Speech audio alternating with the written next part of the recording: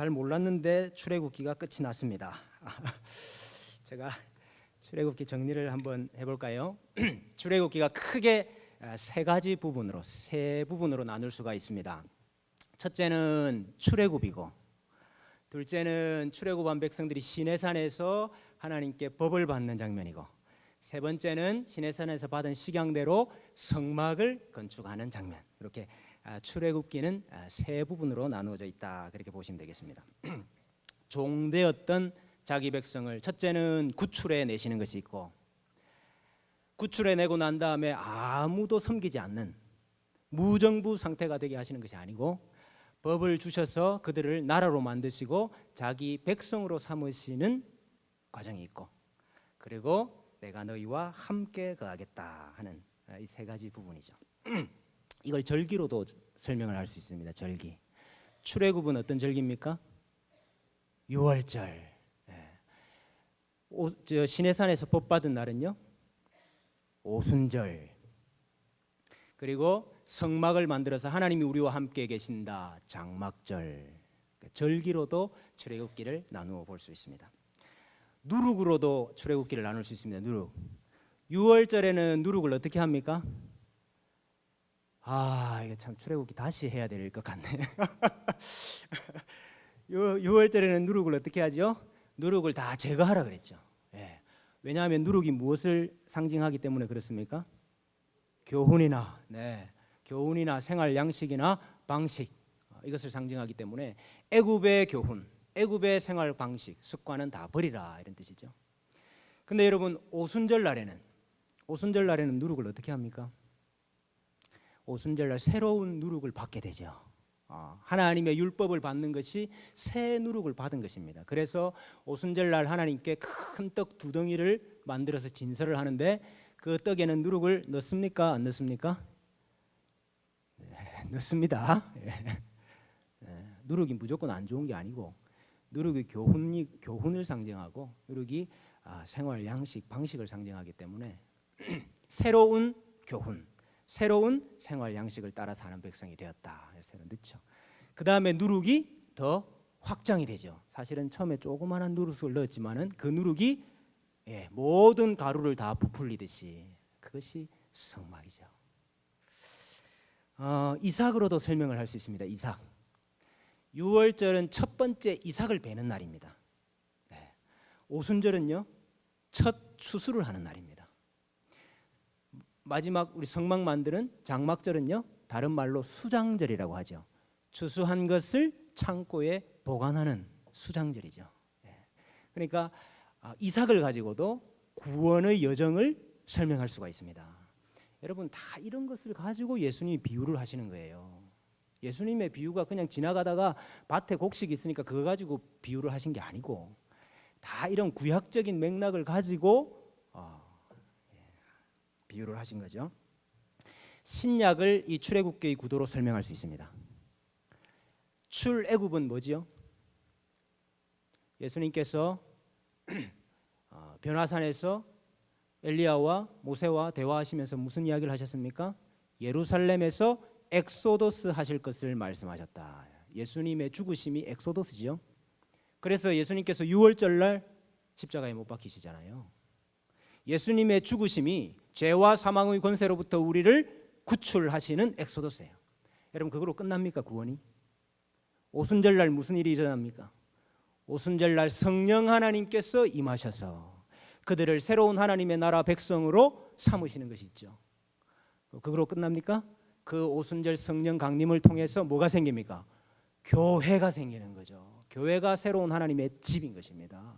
그래서 그 집에서 백성들이 하나님과 함께 사는 역사가 일어나죠. 여러분, 출애굽기가 얼마나 중요한 책인지 모릅니다. 여러분, 하나님과 함께 살기 위해서 출애굽했죠. 그래서 하나님의 집을 지었습니다. 성막을 지었습니다. 그런데 여러분, 이 성막에서 하나님과 함께 사는 일이 이게 보통 일이 아닙니다. 쉬운 일이 아닙니다. 왠고하니까 하나님은 거룩하시고 우리는 거룩하지 못하기 때문에 그렇습니다. 하나님과 함께 사는 게 얼마나 힘들다는 걸 우리가 시내산 금송아지 사건을 통해서 봤지 않습니까? 그래서 하나님께서 너희가 나와 함께 살려고 하면 이런 것들이 있어야 돼. 내가 너희와 정말 함께 살고 싶은데 너희가 나와 함께 살려 그러면 이런 게 있어야 돼. 이게 뭐냐 하면 레위기입니다. 레위기.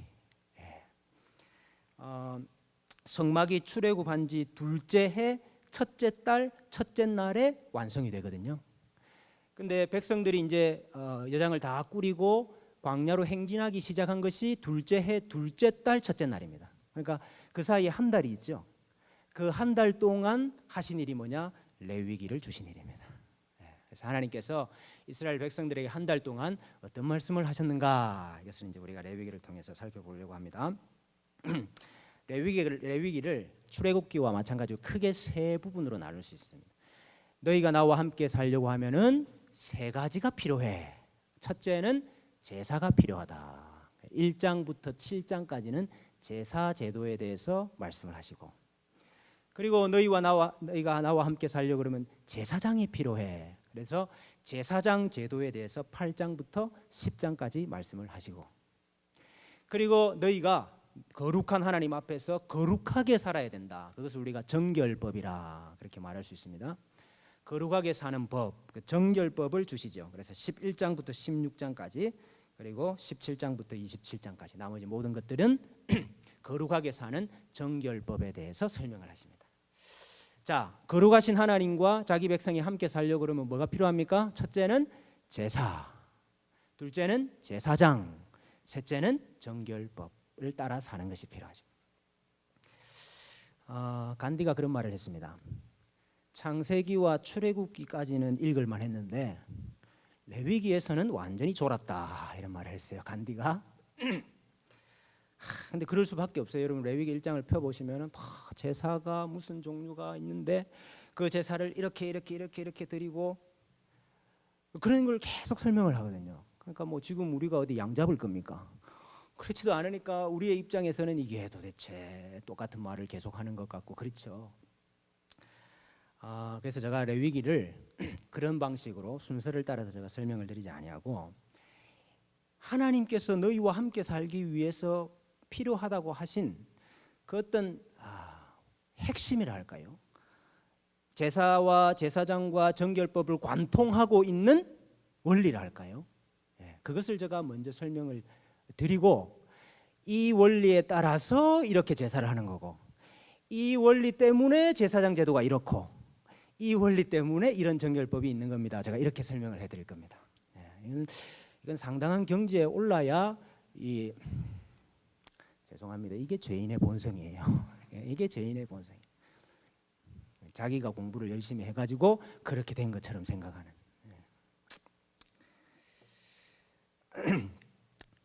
그래서 전혀 레위기는 잠오는 책이 아닙니다. 제가 레위기가 얼마나 재밌는 책인지 한번 설명을 해보겠습니다. 여러분 이 동물에 대한 규례로부터 시작해서 제사 제도와 정결법이 나옵니다. 오늘 이제 다음번에 식물에 대한 것도 하겠는데요. 동물에 대한 규례, 하나님께서 동물법을 주신 것이 있는데 그 동물법 때문에 제사 제도가 나오고 정결법이 나와요. 그래서 오늘 제가 도대체 동물법 가지고 어떻게 그렇게 제도가 나오나 이런 것을 좀 설명을 하겠습니다. 동물법의 기초가 무엇이냐? 동물법의 기초는 동물은 사람을 상징한다, 이 말입니다. 이것입니다. 여러분 어릴 때 별명 혹시 있으셨습니까? 별명? 저는 아주 잠깐 초등학생 때 아주 잠깐 개구리였던 적이 있습니다. 저를 뭘 보고 개구리라고 하는지 친구들이 어쨌든 개구리라고 그랬어요. 물론 뭐 학년이 지나가니까 되게 좋아한다 그러면 학년 뭐 지나가니까 그 다음은 개구리가 아니었습니다만은, 여러분 우리가 그 동물을 들어가지고 이렇게 사람 별명도 부르고 이렇게 사람을 비유할 때가 많이 있지 않습니까? 근데 성경이 딱 그래요. 여러분 그 야곱의 12아들들을 축복할 때에 야곱이 그 아들들을 다 동물에 빗대 가지고 복을 하거든요. 유다는 뭐라 그랬습니까? 유다는 사자 새끼라 그래요. 뭐 이사갈은 낙이고 베냐민은 뱀이고 뭐 동물을 들어 가지고 아들을 상징을 해요.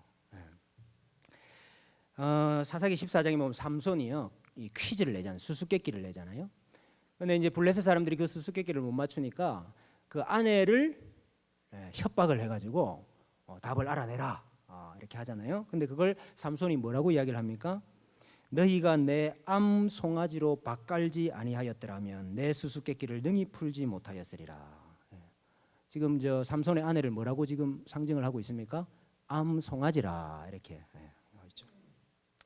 스바냐 3장 3절에 보면은 이스라엘 방백들, 얼마나 이스라엘 방백들이 악한지 이스라엘 방백들을 가리켜서 부르짖는 사자라 그렇게 말하고, 그 이스라엘의 재판장들은 이튿날까지 남겨두는 것이 없이 모조리 다 먹어버리는 저녁일이라. 그래서 백성들의 그 가난한 것조차도 하나하나 다 먹어버리는 저녁일이들이다 이렇게 묘사를 해요. 예레미야 46장에 정말 재미있는 비유가 나오는데요. 애굽은 심히 아름다운 암 송아지일지라도 북으로부터 쇠파리 떼가 줄곧 오리라 그랬어요. 이게 무슨 말이냐? 애굽은 암 송아지인데 여러분 저기 소를 되게 괴롭히는 거 쇠파리 있지 않습니까? 그럼 뭐 이렇게 꼬리로 쳐도 이게 잘 도망가지도 않고, 그 쇠파리 떼가 암 송아지를 괴롭힐 게다. 이 북으로부터 오는 쇠파리 떼가 누구를 상징하는지 아십니까? 느부갓네살의 바벨론을 상징하는 것입니다. 그래서 애굽이 지금은 강하지만은 바벨론의 느부갓네살에 의해서 망하게 되고 곤란을 당하게 될 것이다. 이것을 암 송아지가 쇠파리 떼에 의해서 괴로움을 당할 거다. 이렇게 비유를 한다. 이게 동물이 사람을 상징하기 때문에 가능한 것이죠. 시편 74편도 정말 멋있는 비유입니다. 주의 맷 비둘기의 생명을 들 짐승에게 주지 마시며 주의 가난한 자의 목숨을 영원히 잊지 마소서. 여기 여러분 맷 비둘기하고 뭐가 똑같게 지금 상징이 되고 있죠? 가난한 자. 맷 비둘기의 생명을 들 짐승에게 주지 마시듯이 가난한 자들의 생명을 잊지 마십시오. 이렇게 기도를 하는 거예요. 그래서 여러분 성경에 이 비둘기가 가난한 자들을 상징을 합니다. 우리는 비둘기 뭐를 상징하지요? 뭐 평화의 상징이다 그러는데 성경의 비둘기는 가난한 자들입니다. 그래서 여러분 가난한 자들이 속죄제들을 드릴 때 그 돈이 없어서 소를 못 사고 양을 못 사기 때문에 가난한 자들이 드리는 짐승이 뭐죠? 산 비둘기나 집 비둘기를 드리도록 되어 있다. 그거는 돈이 없기 때문에 비둘기를 드리는 것도 있지만은 비둘기가 가난한 자를 상징하기 때문에 가능한 겁니다. 고린도전서 9장 말씀이 아주 중요한 말씀인데요. 내가 사람의 예대로 이것을 말하느냐? 율법도 이것을 말하지 아니하느냐? 모세의 율법에 곡식을 밟아 떠는 소에게 망을 씌우지 말라 기록하였으니, 율법에 보면 이게 나옵니다. 동물법에 열심히 일하는 곡식을 밟아 떠는 소의 입에 망을 씌우지 마라. 이 말은 무슨 말이죠? 굶기지 말고 먹을 것을 계속 주라 이 말입니다. 열심히 일하는 소에게 먹을 것을 계속 주라. 자, 그런데 하나님께서 어찌 소들을 위하여 염려하심이냐? 오로지 우리를 위하여 말씀하심이 아니냐? 과연 우리를 위하여 기록된 것이니. 지금 바울이 어떻게 해석하고 있죠? 동물법을 사람에게 적용하고 있죠. 하나님이 소를 염려해서 소가 죽을까 봐 그 율법을 주신 것이 아니고 사람을 위해서 주신 것이다. 근데 그걸 어떻게 적용을 합니까? 밭 가는 자는 소망을 가지고 갈며 곡식 떠는 자는 함께 얻을 소망을 가지고 떠는 것이라. 우리가 너희에게 신령한 것을 뿌렸은즉 너희의 육적인 것을 거두기로 과하다 하겠느냐. 사도 바울이 복음의 씨를 뿌리고 밭을 갈기 때문에 사도 바울의 육적인 것은 얼마든지 공급받을 수 있다. 그것을 이 율법을 통해서 이야기를 하고 있어요. 그게 율법에 이야기하신 것이 아니냐. 지금 소가 열심히 밭을 갈고 있고 씨를 뿌리고 있는데 이 일을 사실은 누가 하고 있는 거죠? 바울이 하고 있고 사도들이 하고 있고 복음 전파자들이 이 일을 하고 있는 거예요. 그러니까 사도는 뭐지요? 소지요, 소. 예. 열심히 일하고 있는 소라고요. 예. 동물법이 사실은 사람에게 적용되는, 또 사람을 대상으로 하는 사람을 위한 법이다. 이것이 우리 동물법의 가장 중요한 기초가 되겠습니다. 그래서 동물법, 하나님께서 동물에 대한 규례를 주셨는데 그 동물에 대한 규례의 핵심이 무엇이냐? 그것은 정결한 동물과 부정한 동물로 나누는 것입니다. 구분하는 것입니다. 동물법이 다른 것이 아니고 어떤 동물은 정결한 동물이고 어떤 동물은 부정한 동물이다. 하나님 이거 가르치는 거예요. 여기에서 여러분 정결법이 나오는 겁니다. 하나님의 백성이 거룩하여지려 그러면 정결한 동물은 먹고 접촉해도 되지만 부정한 동물과 부정한 것들은 먹을 수도 없고 접촉해서도 안 된다. 요게 바로 정결법이거든요. 오늘 레위기 11장 45절에 보면 내가 거룩하니 너희도 거룩할 것이다 하면서 말씀하신 게 뭐냐 하면 정한 생물, 부정하고 정한 것과 먹을 수 있는 것과 먹지 못할 것에 대한 규례다 그랬죠. 그것이 우리의 거룩과 우리의 정결과 아주 밀접하게 연관이 되어 있다 이 말입니다. 자, 그러면 하나님이 도대체 어떤 것은 정결하다고 하시고 어떤 것은 부정하다고 하시는데 그걸 나누는 기준이 뭐냐 이런 질문이 생기잖아요. 여러 사람들이 여러 가지 의견을 냈습니다. 첫째는 위생상의 이유다. 위생상의 이유란 말은 그 당시에 식중독과 또 전염병을 예방하기 위해서 하나님께서 어떤 것은 먹으라고 그러고 어떤 것은 먹지 말라고 한 거다. 그래서 건강을 위해서 하나님이 그렇게 나눈 거다. 또 어떤 분은 이것은 생태적인 이유 때문에 그런 것이다. 멸종 위기에 있는 동물을 보호하기 위해서 하나님이 이런 법을 주신 것이다. 이런 말하는 사람도 있어요. 종교적인 이유다. 이방의 제의와 구별하기 위해서 하나님이 이런 법을 주신 것이다. 이렇게 말하는 사람도 있고요. 야, 이건 너무 어렵다. 임의적인 이유다. 아무런 이유가 없고 하나님이 정하다고 한 건 정하고 부정하다고 한 건 부정한 거다. 이렇게 말하는 사람. 최근에 가장 인기가 있는 거는 구조주의적인 이유입니다. 더글라스가 한 말인데요. 정상적이지 못한 거, 정상적이지 못한 거, 혹은 변칙적인 거, 혹은 이탈한 것, 불완전한 것, 이것을 하나님이 지금 부정하다고 하신 거다. 예를 들면 새라는 건 우리가 기본적인 표준이 뭐죠? 날개가 있고 날아야 되죠. 근데 날개가 있는데도 못 난다. 이건 뭔가 변칙적이고 불완전하고 질서에 맞지 않는 거다. 그러면 그거는 부정한 거다. 이렇게 했다는 거죠. 표준이 있고 그 표준에 맞지 않는 것, 어노멀한 거 말입니다. 그거를 부정한 거다. 이렇게 말했다는 거죠. 저는 뭐라고 볼까요? 레위기 해석 역사상 가장 긴, 지금 말한 것들은 다 현대 학자들이 얘기한 거고요. 교부 시대부터 레위기를 해석하는 가장 정결한 것과 부정한 것을 나누는 그 구분으로 생각했던 것이 뭐냐? 상징적인 해석입니다. 상징적인 해석. 하나님께서 이 부정한 것과 정한 것을 어떤 상징을 주시기 위해서 지금 이렇게 나누고 계신다. 동물이 사람을 상징하기 때문에 또 신약이 구약을 그렇게 해석을 했기 때문에 저는 레위기는 반드시 상징적으로 해석을 해야 된다. 저는 그렇게 봅니다. 그러면 정하고 부정한 것을 나누는 기준이 뭐냐? 아까 더글라스는 불완전한 것이나 표준에서 벗어난 거다 그랬는데요. 제가 볼 때는요, 접촉입니다. 접촉. 뭐하고 접촉? 땅과의 접촉입니다. 땅과의 접촉. 여러분, 아담과 하와가 범죄하고 난 다음에 뭐가 저주를 받았습니까? 땅이 저주를 받았죠. 땅이 저주를 받아서 가시와 은근키를 낸다 그랬습니다. 그 이후로 땅이 저주를 받았어요. 그래서 여러분, 이 저주받은 땅에 접촉하면 부정해지는 겁니다. 여러분 이게 뭐 레위기에 흐르는 원리 아닙니까? 부정한 것에 접촉하면 나도 부정해지는 거거든요. 예. 그래서 땅에 접촉하면 부정해져요. 그래서 여러분 이 저주받은 땅과 접촉을 막기 위해서 뭘 하지요? 신을 신는 겁니다. 신을.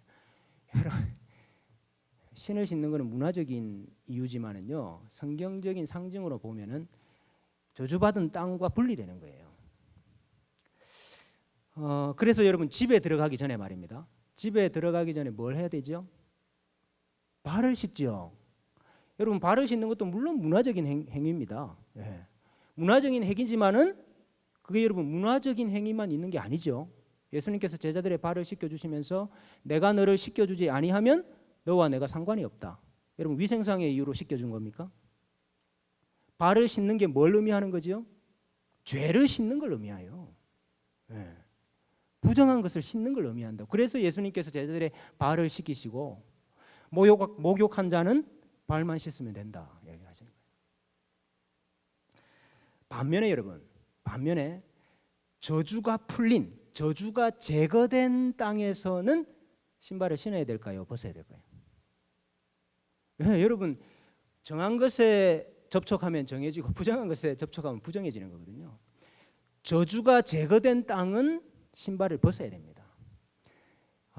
여러분 하나님께서 모세에게 나타나셔가지고 내 발에 신을 벗으라 그랬어요. 많은 분들이 발에 신을 왜 벗느냐? 당시에 종들이 신을 안 신고 다녔기 때문에 하나님 앞에서 너가 종과 같은 자세를 가져라 이렇게 해석을 많이 하시는데 물론 틀린 말은 아닙니다. 근데 하나님이 분명히 얘기했잖아요. 신발 벗으라 한 이유를. 뭐라 그랬죠?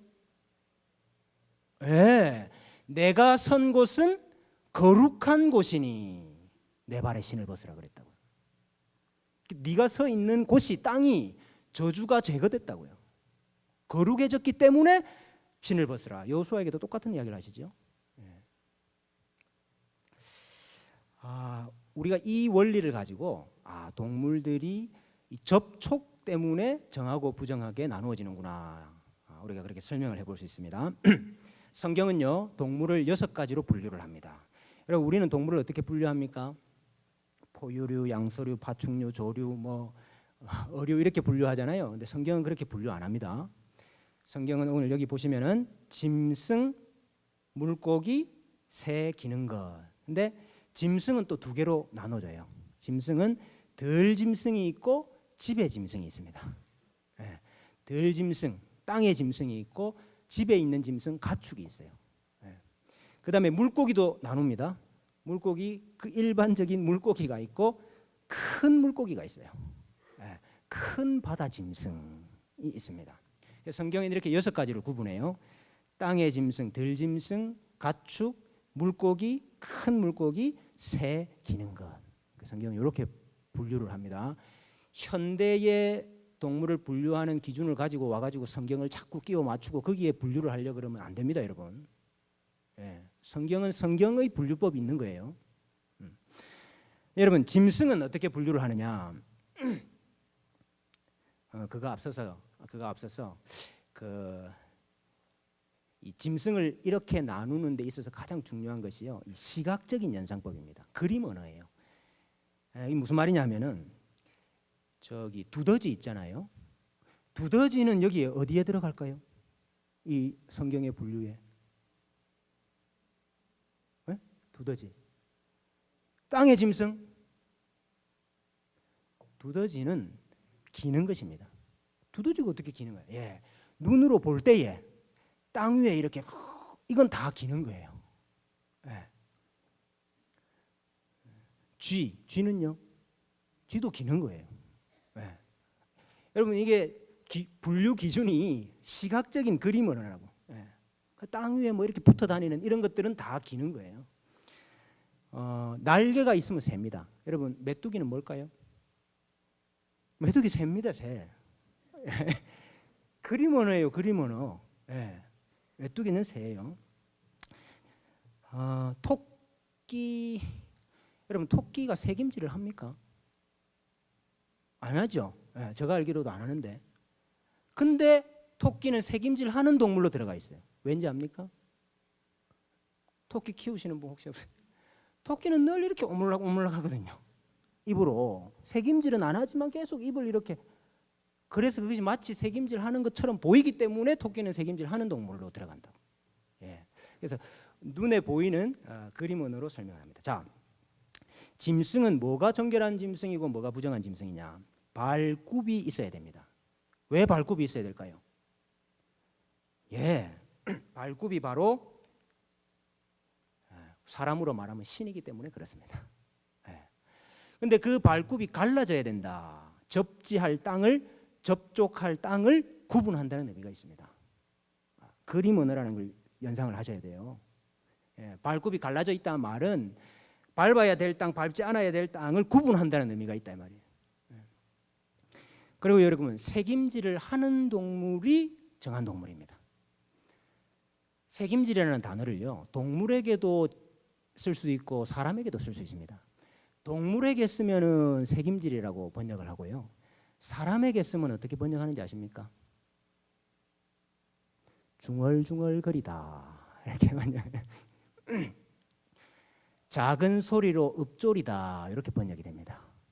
근데 그 작은 소리로 읊조리고 중얼중얼거리는 거를 또 다른 말로 시편에서 수없이 번역을 했죠. 묵상이라는 단어로 번역했습니다. 묵상. 동물은 새김질이고요, 사람은 묵상입니다, 여러분. 그래서 하나님께서 지금 이런 짐승은, 동물은 정결한 거야. 어떤 짐승이냐? 디딜 곳을 구별하고 끊임없이 되새김질하고 묵상하는 동물이 정결한 동물이야. 이거 여러분 사람한테 하는 이야기라고요. 짐승한테 하는 얘기가 아니고. 그래서 이스라엘 백성들이 주야로 율법을 묵상하고 정한 것과 부정한 것을 구분해야 된다. 특별히 애굽의 신들과 가나안의 풍습을 쫓아서는 안 된다. 이걸 말씀하시려고 지금 이 짐승을 이렇게 구분을 하시고 계십니다. 물고기는요, 동물에게 있어서 신이 이 발굽이라고 한다면 물고기에 있어서 신은 비늘입니다.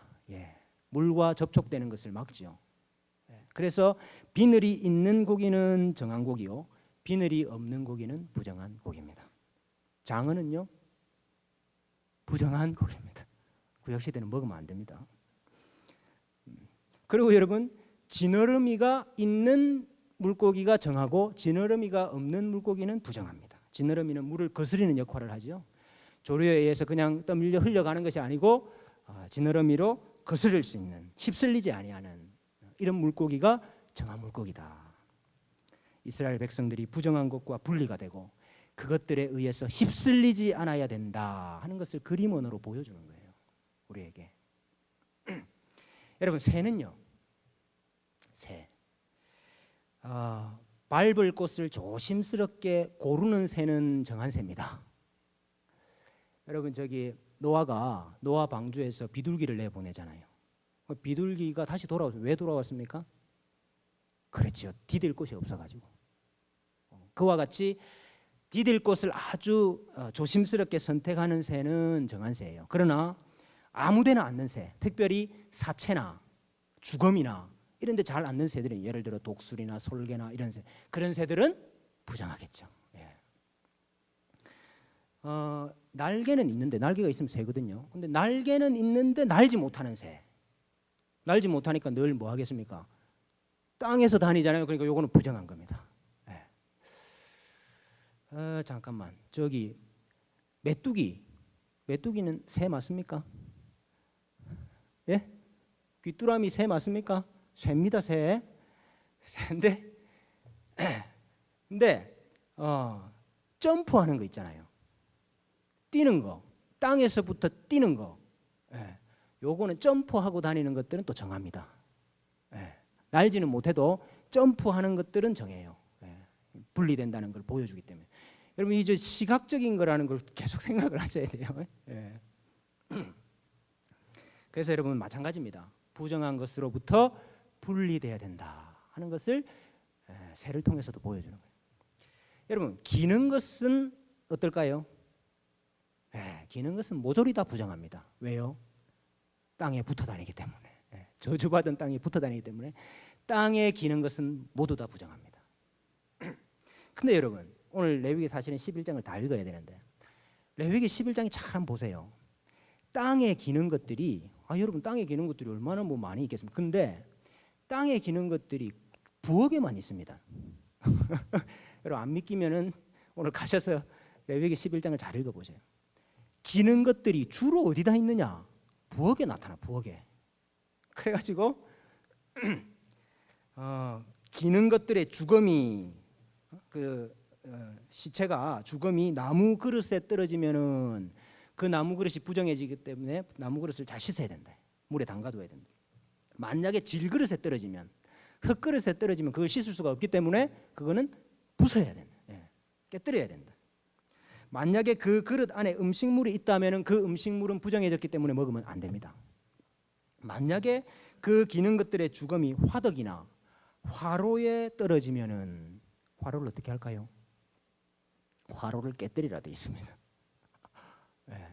부엌을 깨뜨려야 돼. 여러분 꼭 이 기는 게 말이죠. 기는 게 꼭 부엌에 들어와 있거든요. 여러분, 이거 여자의 후손과 뱀의 후손이 계속 싸우고 있다. 이것을 너무나도 잘 보여주는 거예요.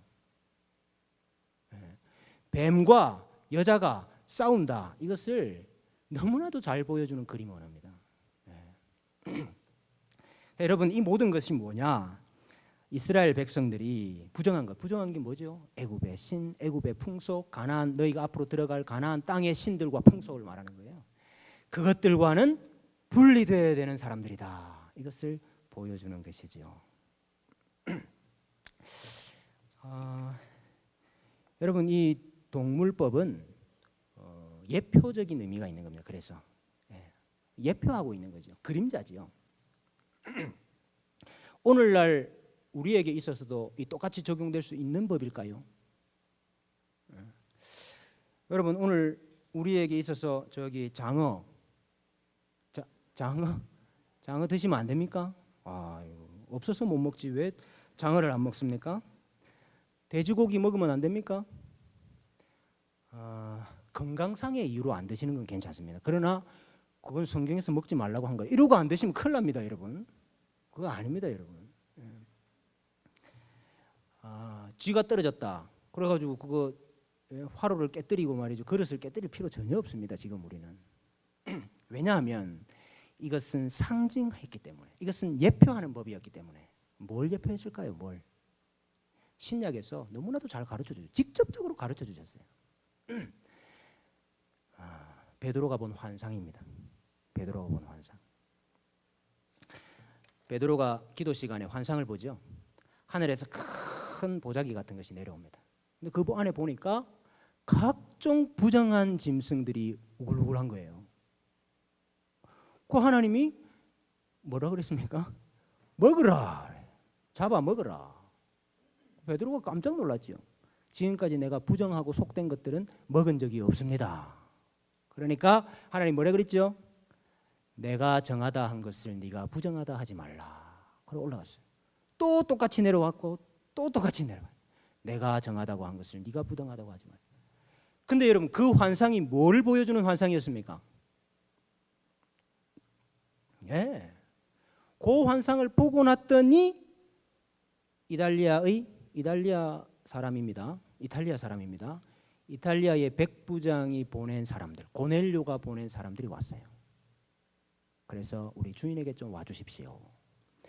유대인이 이방인이 집에 들어가는 것, 유대인이 이방인과 함께 먹는 것, 이건요 이 당시까지는 있을 수가 없는 일입니다.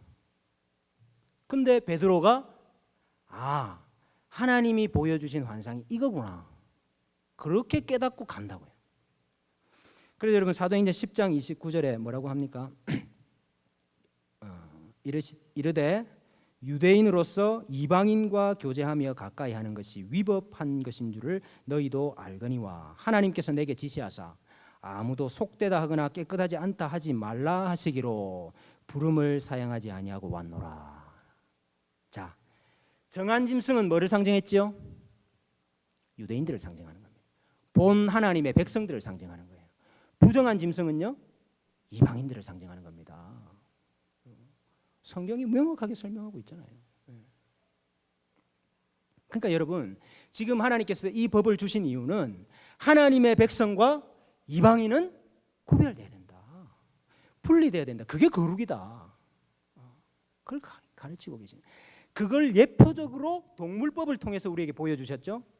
지금은 우리에게 그것을 온전하게 성취시키셔서 보여줬습니다. 이제 더 이상 그 구분이 없다. 그래서 믿는 자와 믿지 아니하는 이방인도 얼마든지 참여할 수 있고 동참할 수 있고 정한 동물이 될 수 있다. 이걸 가르치신 거예요.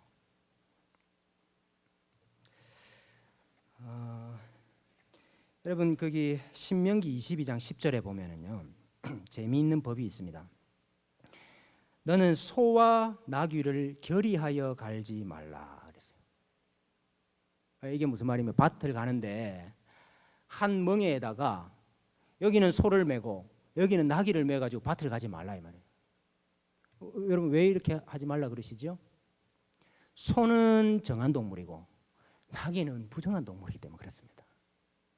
정한 것과 부정한 것을 한 멍에 아래 매게 하지 말라 이 말이에요. 여러분 이것을 고린도후서 6장에서 이렇게 해석하고 있죠. 너희는 믿지 않는 자와 멍에를 함께 매지 말라. 너희는 믿지 않는 자와 멍에를 함께 매지 말라. 의와 불법이 어찌 함께하며 빛과 어둠이 어찌 사귀며 그리스도와 벨리알이 어찌 조화되며 믿는 자와 믿지 않는 자가 어찌 상관하며 하나님의 성전과 우상이 어찌 일치가 되리요. 소와 나귀를 함께 결의하지 말라. 한 멍에 아래 묵지 말라. 이 말씀은 믿는 자와 믿지 아니하는 자를 구별해라. 같은 멍에를 매지 말라는 뜻입니다. 여러분 믿지 않는 사람과 사귀지도 말아야 됩니까? 믿지 않는 사람하고는 같이 일도 하면 안 되는 겁니까? 고린도전서에서 믿지 않는 사람과 사귀지도 말고 같이 일하지도 말고 그러려고 그러면 어떻게 돼야 된다 그랬죠? 세상을 떠나야 된다 그랬죠. 지구를 떠나야 된다 그랬죠. 그 말이 아니고 이 말이라 그랬습니다. 이제 내가 너희에게 쓴 것은 만일 어떤 형제라 일컫는 자가 음행하거나 탐욕을 부리거나 우상 숭배를 하거나 모욕하거나 술 취하거나 속여 빼앗거든 사귀지도 말고 그런 자와는 함께 먹지도 말라 함이라. 밖에 있는 사람들을 판단하는 것이야 내게 무슨 상관이 있으리오마는 교회 안에 있는 사람들이야 너희가 판단하지 아니하랴. 원래 믿지 아니하는 자들은 원래 그렇게 사는 겁니다. 그러나 하나님께서 거룩하게 만드셔서 구별된 성도가 믿지 아니하는 사람과 똑같이 살 때는 그와는 멍에를 같이 매지 마라 이 말입니다. 그래서 여러분 이 해석을 시편 1편 1절에 기가 막히게 하시잖아요. 복 있는 사람은 악인들의 꾀를 따르지 아니하며 죄인들의 길에 서지 아니하며 오만한 자들의 자리에 앉지 아니한다. 여러분 악인들의 꾀를 따르지 아니한다. 이 따른다는 말은 할라크거든요. 같이 걷는다 이 말입니다. 악한 자들과 함께 같이 걷는 거 하지 아니하고 죄인들의 길에 서지 않는다. 이 선다는 말은 아마트라는 단어인데요. 자리를 잡고 머물러 서 있다 이 말입니다. 그들과 같이 자리를 잡고 자리를 펴서 거기에 머물러 서 있지 아니하고 오만한 자들의 자리에 앉지 않는다. 이 앉는다 야샤브라는 단어인데 잠시 앉았다 일어난다 이 말이 아니고 거주한다 이 말입니다. 눌러 앉는다 이 말입니다. 처음에는 같이 걷다가 그 다음에는 같이 서 있다가 그 다음에는 그냥 같이 주저앉아 있는. 복 있는 사람은 죄인들과 악인들과 오만한 자들과는 뭐 되는 사람입니까? 분리되는 사람이다. 레위기의 율법이 폐지된 겁니까? 성취된 겁니까? 폐지됐다고 말하면 안 되는 거예요. 하나님의 말씀이 폐지됩니까? 1.1핵이라도 떨어지지 아니하고 다 이룰 것입니다. 폐지된 것이 아니고 온전히 완성된 것입니다. 오늘 우리에게 이 교훈을 주시려고 완성된 것입니다. 여러분, 죄인들과 악인들과 오만한 자들과 분리되는 것 왕따가 아닙니다. 왕따가 아니고 오늘 말씀해 보니까 그게 어떤 사람이에요? 그게 복 있는 사람이래요. 그게 복이랍니다. 하나님의 백성은 거룩하게 사는 것이 복입니다. 여러분, 욥이 왜 부러우세요? 욥이 왜 부러우세요? 욥이 동방에 그와 같은 부자가 없었기 때문에, 동방에 큰 부자였기 때문에 욥이 부러우십니까? 여러분, 그것 때문에 욥이 부러운 게 아니고, 욥이 매사가 어땠다 그랬습니까? 내 자녀들이 생일을 맞아서 혹시라도 범죄하였을까 해서 생일이 지나면은 자녀들을 다 불러 모아서 하나님께 제사했다 그랬어요. 조금이라도 죄 안 짓고 살려고, 조금이라도 죄인과 악인과는 분리돼서 살려고 그렇게 힘을 쓰고 애를 썼기 때문에 욥이 복 있는 사람입니다. 그래서 우리가 욥을 부러워해야 돼요. 여러분, 한 주간 사시면서 악인들의 꾀를 따라서 걷지 마시고, 죄인들과 함께 서 있지 마시고, 오만한 자들과 함께 주저앉지 마시고, 하나님의 백성으로 이 길이 좁고 홀로 가는 외로운 길이라 할지라도 그 길을 우리 주님과 함께 걸으시고 당당하게 승리하시는 우리 모든 성도님들 되시기를 축복합니다.